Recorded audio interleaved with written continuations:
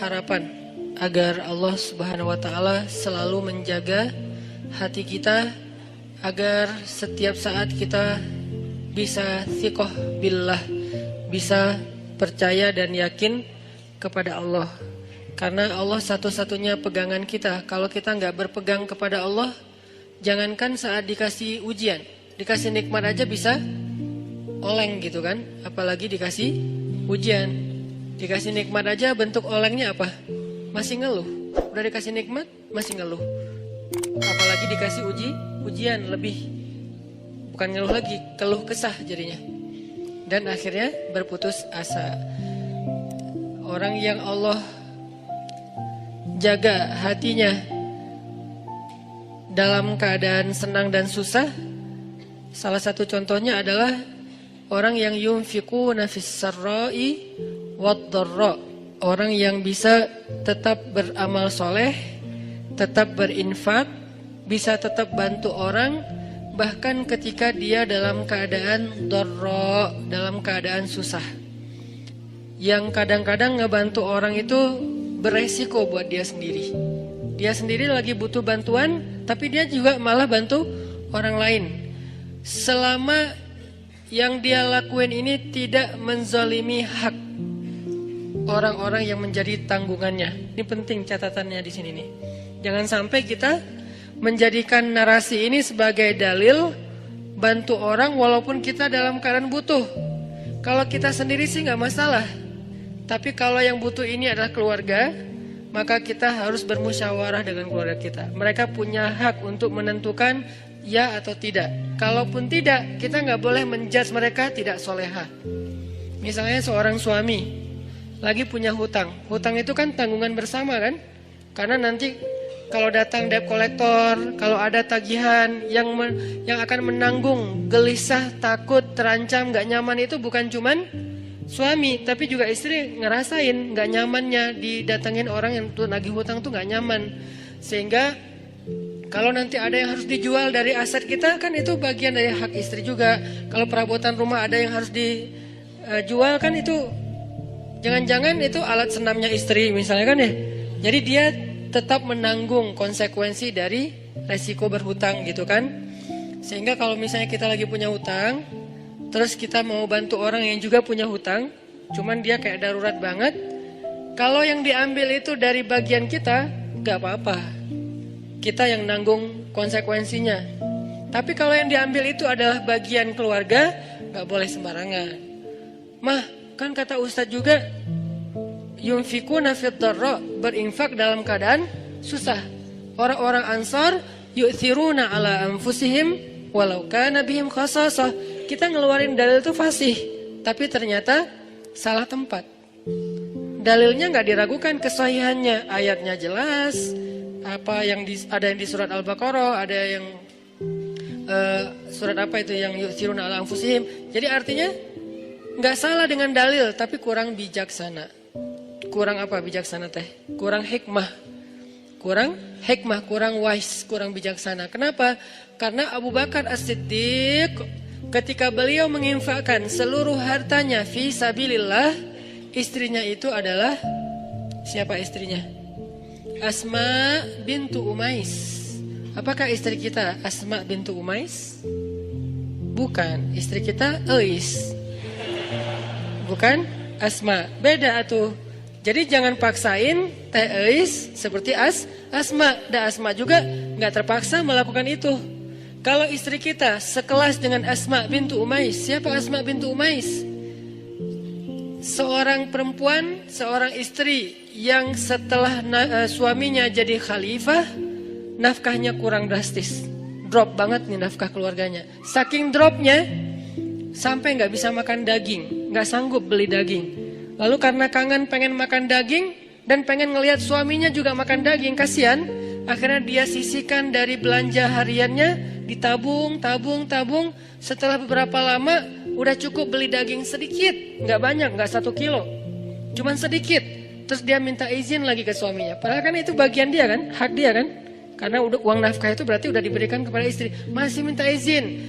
Ya Aba Bakr, wahai Abu Bakar, wahai suamiku, ini ada sisi sedikit dari uang belanja, aku sisihkan setiap hari, udah bisa beli daging sekarang, boleh nggak aku beli daging? Kasihan kamu nggak pernah makan yang lebih layak. Kata Abu Bakar, Asma, ternyata gaji saya masih lebih. Boleh nggak kalau ini kita berikan kepada Baitul Mal, dan mulai bulan depan gaji saya dikurangi karena ternyata masih lebih. Apa kata Asma? Sami'na wa ata'na. Istrinya ini Asma bintu Umais, perempuan yang punya 3 suami, 3-tiganya ahli surga. Ja'far, Abu Bakar, Ali. Dan ini kisah di masa Abu Bakar. Nanti ada kisah di masa Ja'far yang juga luar biasa, yang sapu lidi itu. Ada kisah di masa Ali yang juga luar biasa, anaknya saling memamerkan ayah mereka. Karena dari 3 suami, 3-tiganya punya anak laki-laki. Anak Abu Bakar bilang ayah saya paling baik, anak Ali bilang ayah saya paling baik, anak Ja'far bilang ayah saya paling baik. Terus yang mana nih? Kan bingung Asma teh. Yang ini bilang ayah saya nih pemuda surga, sebaik-baik pemuda Makkah. Ayah saya sebaik-baik orang tua Makkah. Masing-masing membanggakan ayahnya. Masing-masing punya cerita-cerita kehebatan Asma bintu Umais. Artinya gak bisa juga sembarangan kita mengambil hak keluarga kita, lalu kita dengan alasan berinfak dalam keadaan dorro. Gak boleh, karena itu tidak bijak. Sehingga ketika ada sahabat yang ingin menghabiskan hartanya untuk infak, minta izin ke Nabi, Nabi nanya, kamu punya keluarga? Punya anak? Punya. Ya udah, beri bagian mereka. Kalau gitu setengah ya Rasulullah. Enggak, masih kebanyakan. Kalau gitu sepertiga ya Rasulullah. Itu pun masih kebanyakan, tapi cukuplah. Sepertiga aja masih kebanyakan, tapi cukup. Lalu bagaimana dengan Abu Bakar? Abu Bakar lihat dulu. Makanya kita nggak bisa memahami satu dalil tanpa mendalami konteksnya. Jangan sampai kita menggunakan cerita Abu Bakar untuk membolehkan diri kita melakukan apapun yang kita suka. Mah, papa nih pengen jadi Abu Bakar. Tugas kita didik dulu istri kita biar jadi Asma. Baru nanti kita bisa jadi Abu Bakar. Abu Bakar itu keberhasilannya bukan hanya berinfak dengan seluruh hartanya. Keberhasilan Abu Bakar juga di situ, adegan itu adalah dia berhasil mendidik Asma menjadi seorang istri yang mampu berlapang dada ketika suaminya berinfak dengan seluruh hartanya dan nggak punya apa-apa lagi yang tersisa. Tapi kalau nggak jadi seperti Asma pun jangan langsung dijudge. Mamah nih jauh banget dari Asma. Ya Allah, gimana ini? Galau aja. Jangan, karena lahum darajatun inda rabbihim faddalna ba'dahum ala ba'd. Kami berikan kelebihan sebagian orang atas sebagian yang lain. Dan istri Nabi juga beda-beda kelebihannya. Para anbiya beda-beda kelebihannya. Ada para nabi yang kelebihannya lebih kepada suara. Nabi siapa? Daud. Sampai Allah Subhanahu wa taala menundukkan semesta untuk ikut berzikir bersama Daud. Yang saya menyebutnya dengan istilah konser kolosal. Tapi konsernya bukan nyanyi lagu syair, lebih kepada zikir, perform. Nabi Daud perform, tapi crowdnya itu bukan manusia. Crowdnya itu semesta, sampai angin, awan, air, semuanya crowd untuk ikut bareng dengan Nabi Daud alaihissalam. Karena memang kelebihan Nabi Daud itu suara. Dan beliau punya 70 macam suara. Dan setiap kali beliau bersuara, yang kedua lebih baik dari yang pertama. Yang ketiga lebih baik dari yang kedua. Terus semakin baik, semakin baik, semakin baik. Sehingga orang yang diberikan oleh Allah nikmat suara yang bagus, doa Nabi apa? Laqad utita mizmaran min mazamiri ali Daud. Bersyukurlah engkau diberikan oleh Allah seruling dari keluarga Daud. Hanya satu dari 70 seruling ya. Cuma diberikan satu seruling aja udah kita mendengar suaranya. Mahir apa tuh? Bukan Mahir Zain. Saya lupa nama korinya. Oke lah Mahir Zain. Oke, anak muda Mahir Zain. Kalau ininya ada kori bagus juga suaranya. Nanti ada juga yang di Mahir Muakili ya.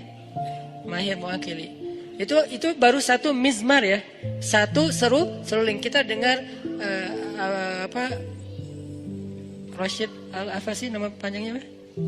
Masyari Rashid Al-Afasi. Kita dengar Masyari Rashid Al-Afasi dengan azannya yang keren banget kan? Belum lagi nanti azan Al-Aqsa.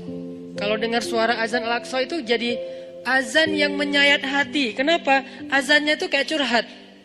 Aqsa kok gini-gini amat ya. Kesannya kayak gitu tuh. Dari azannya tuh saya kayak membaca, kasihan ya Masjid Al-Aqsa, kok kita gini-gini amat ya. Nah itu dari suara serak-seraknya azan Al-Aqsa. Nanti belum lagi suara bacaan Ad-Dagriri, azannya Syekh Ad-Dagriri, kalau nggak salah Hamdi Ad-Dagriri di Mekah. Kayaknya ini lagi naik daun juga sekarang selain Mahir Mu'akhili. Ini semuanya mizmaran, satu seruling. Belum 70 seruling, gimana 70-nya? Jadi memang Allah kasih fadl, Allah kasih keutamaan. Nanti Nabi Sulaiman, anaknya Nabi Daud, beda lagi keutamaannya. Kalau Nabi Daud keutamaannya di suara, Nabi Daud keutamaannya di tenaga fisiknya sampai Allah lunakkan besi di tangan Nabi Daud. Kalau Nabi Sulaiman, Allah lunakkan Allah tundukkan bukan besi, bukan semesta, tapi jin. Jinnya pun bukan jin yang hanya jin beriman, bahkan jin yang tidak beriman pun tunduk. Syaitan namanya. Kalau jin beriman kan jin doang ya. Kalau jin yang tidak beriman syaitan. Syaitan aja tunduk. Kenapa? Takut sama Nabi Sulaiman. Kami tundukkan angin. Ini fadlnya Nabi Sulaiman. Nanti Nabi siapa lagi misalnya? Nabi Musa. Allah kasih fadl tersendiri berbeda dengan saudaranya Harun. Harun fadlnya lisan. Musa fadlnya kegagahannya, kekuatan azamnya, kekuatan fisiknya. Sehingga ketika mereka berdua kolaborasi, ini jadi sebuah revolusi yang luar biasa. Ngalahin Fir'aun, ngalahin Haman, ngalahin Qarun, bahkan ngalahin Samiri. Kan banyak nama-nama tokoh antagonis pada era itu kan. Fir'aun, Haman, Qarun, Samiri ini kan antagonis semua nih.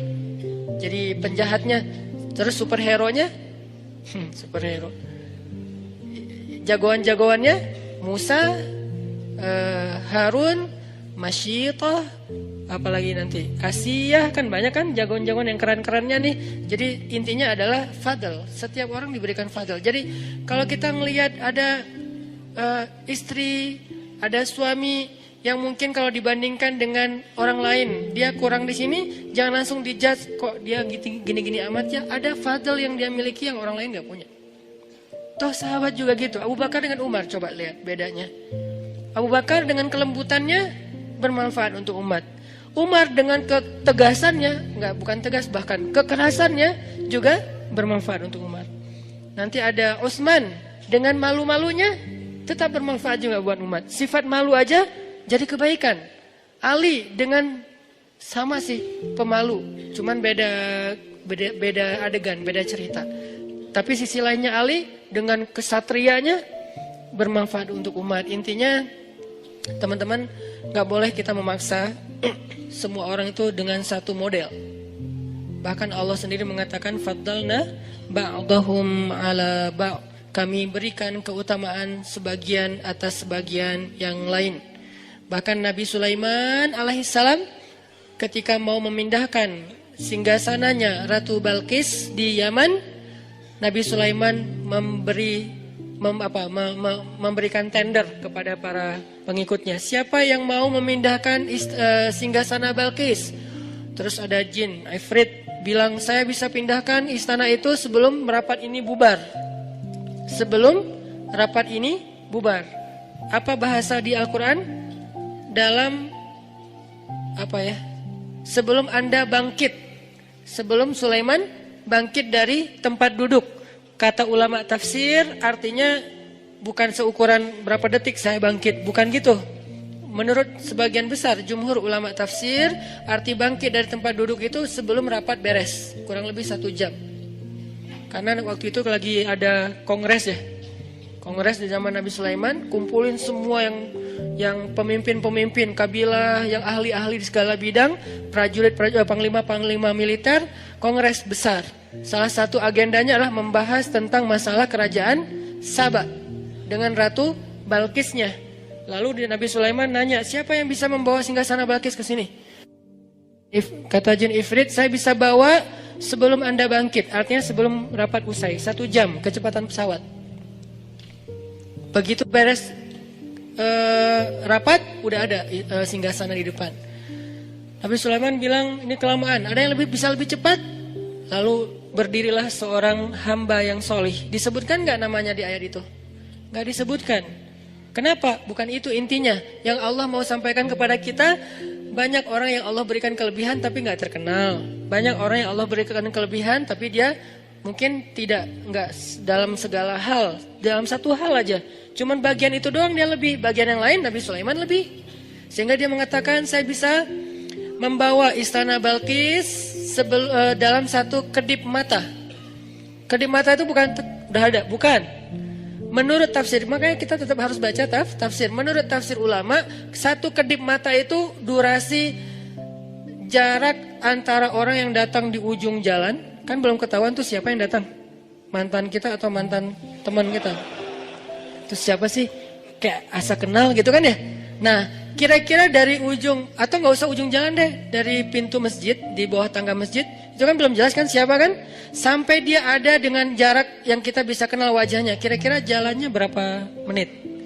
Kurang lebih 10 menit, itulah waktu yang diminta oleh hamba yang solih.